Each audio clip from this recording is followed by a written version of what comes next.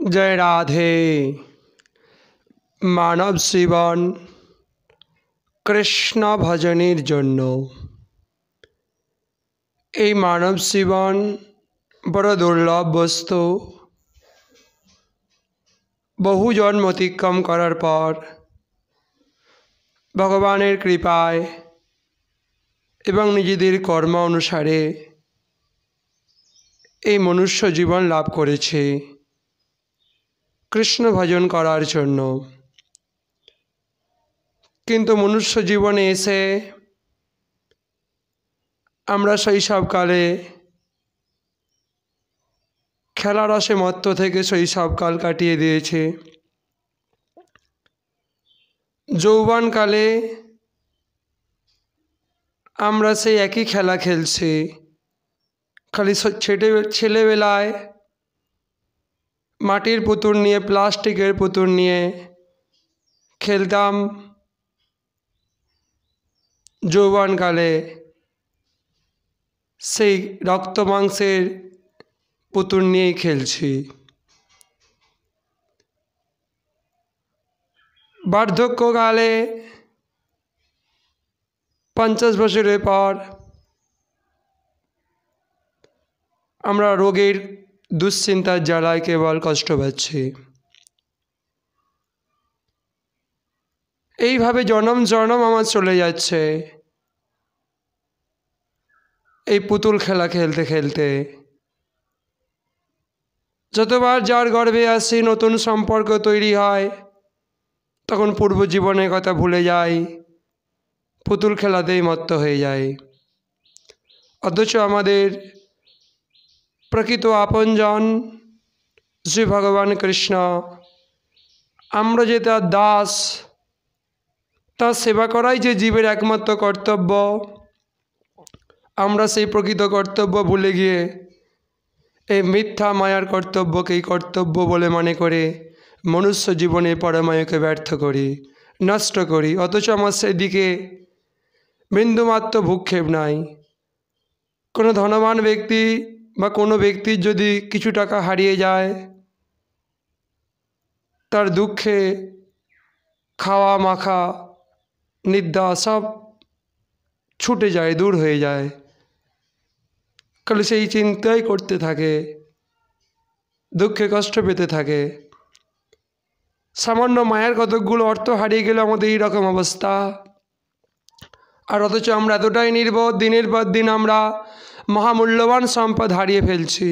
আমাদের এই জীবনের এক একটা দিন মহামূল্যবান সম্পদ। সেই পরমায়ু আমরা একটির পর একটি দিন হারিয়ে ফেলছি। অথচ আমাদের সেই জন্য কোনো দুঃখ আসে না, সেই জন্য আমাদের ব্যাকুলতা আসে না যে আমার একটা দিন কৃষ্ণ ভজন হীন হয়ে ব্যর্থ গেল, সাধুসঙ্গহীন হয়ে ব্যর্থ গেল, হরিকথা শ্রবণ না করে আমার ব্যর্থ গেল, বাকি দিনগুলো আর ব্যর্থ করব না। আমরা এই পরম আয়ু মনুষ্য জীবনে এক একটা দিন আমাদের নষ্ট হয়ে যাচ্ছে, আমরা হারিয়ে ফেলছি। সেই জন্য আমাদের দুঃখ আসে না, কষ্ট আসে না। আমরা কি মূঢ়তাবশত বারংবার এই সংসারে তিতাব জ্বালায় জ্বলছি। শরীরের দুঃখ, রোগ থেকে, মনের দুঃখ, দুশ্চিন্তা থেকে, কাম থেকে, ক্রোধ থেকে, নানাভাবে মন আমাদের কেবল কষ্ট দেয়। তারপরে বিভিন্ন দেবতার থেকে ভয়, শত্রু মানুষ থেকে ভয়, কীট পতঙ্গ পশু পক্ষী থেকে ভয়, খালি ভয়ই ভয়। সংসার জ্বালাময়, তিতাব জ্বালা, অগ্নির কুণ্ড এই সংসার। অথচ আমরা এই সংসার থেকে বার হওয়ার জন্য সাধন করছি না। আমরা ভগবানের দিক থেকে দৃষ্টি ফিরিয়ে নিয়ে এই মায়ার ভোগ সুখের মধ্যে মত্ত হয়ে বৃথা কাল অতিবাহিত করছি। অথচ যে সম্বন্ধগুলো সৃষ্টি হয়েছে, পতি পুত্র পত্নী পিতা মাতা সব সম্বন্ধ ছেড়ে দিয়ে চলে যাচ্ছি। যেমন পূর্ব সম্বন্ধ, পূর্ব জীবনের সম্বন্ধগুলো ছেড়ে দিয়ে এসেছি, ঠিক তেমনই বর্তমান জীবনের সম্বন্ধগুলোও ছেড়ে দিয়ে চলে যাব। আবার নতুন সম্বন্ধ হবে, তখন এই পূর্ব জীবনের সম্বন্ধগুলো সব ভুলে যাব। এই করতে থাকবো আর বারবার কেন কষ্ট পেতে থাকবো, না পাওয়ার কষ্ট, রোগের কষ্ট, শোকের কষ্ট, খালি জন্ম মৃত্যু চক্রেই ঘুরতে থাকবেন। জন্ম মৃত্যু চক্র থেকে বার হওয়ার জন্য ভগবানের ভক্তের সঙ্গ করে ভগবানের ভজন করার চেষ্টা করবেন না এই শ্রেষ্ঠ জীবন দিয়ে। তাই তো এই শ্রেষ্ঠ জীবনের মাহাত্ম্য সেখানেই যে ভগবানের ভক্তের দর্শন লাভ করা, তো চরণাশ্রয় করা, ভগবানের ভজন করার জন্য ব্যাকুলতা আনা। মনুষ্য জীবন দুর্লভ, কিন্তু দুর্লভ জীবন ব্যর্থ হয়ে যাচ্ছে ভক্তের চরণাশ্রয় না করে। এই দুর্লভ বস্তুর সার্থকতা কিসে? ভক্ত সঙ্গে। ভক্ত সঙ্গটাই হচ্ছে ভগবানের সমীপে বাস। অথচ আমরা দিনের পর দিন সেই ভক্ত সঙ্গহীন হয়ে ব্যর্থ জীবন অতিবাহিত করছি। আমার প্রকৃত পরিচয় আমরা কৃষ্ণের নিত্য দাস।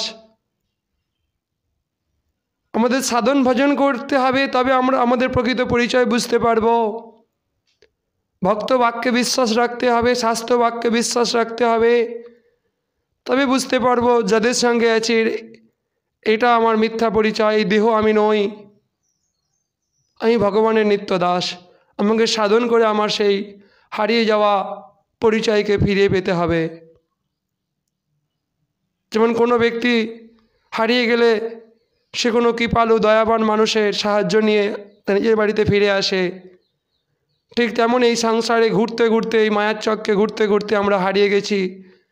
আমরা প্রকৃত আমাদের গৃহ ছাড়া কোনো সাহৃদয় সেই ভক্ত বৈষ্ণবের কৃপায় আমরা আমাদের নিজেদের বাড়ি ফিরে যেতে পারি, কিন্তু আমাদের সেই বিষয়ে ভূক্ষেপে নাই যে আমরা হারিয়ে গেছি। আমরা জন্মকেই প্রথম, মৃত্যুকেই জীবনের শেষ মনে করি।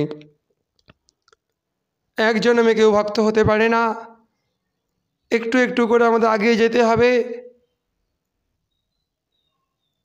একটু একটু করে আমাদের সঞ্চয় করতে হবে। সেই সঞ্চয় করে এসেছি বলে আজকে এই সুন্দর মনুষ্য দেহটা পেয়েছি, কিন্তু এই মনুষ্য দেহ পেয়েও ভগবানের ভজন না করে ব্যর্থ ভোগ সুখের মধ্যে কাল অতিবাহিত করছি। কে ভোগ করছে? কে ভোক্তা? দেহ ভোগ করছে না? দেহ তো ভোগ করতে পারে না। ইন্দ্রিয়গুলো ভোগ করছে না? ইন্দ্রিয় তো ভোগ করতে পারে না। মন ভোগ করছে না? মনও তো ভোগ করতে পারে না। তাহলে ভোগ করছে কে? ভোক্তা কে?